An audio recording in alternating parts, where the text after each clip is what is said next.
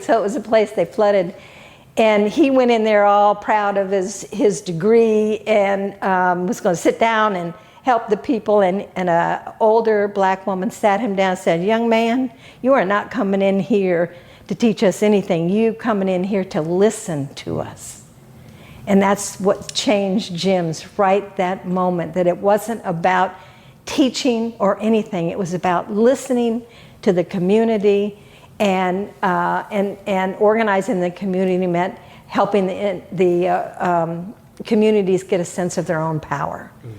And that was really what got him on his start, was going there. And then he went to, it was near Chicago, Des Moines, not a long drive from Chicago.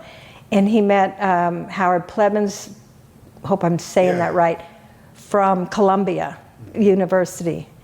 And he loved Jim so much, knowing he got him into Columbia, to where he got his master's degree. And from there he got his doctorate from the University Without Walls.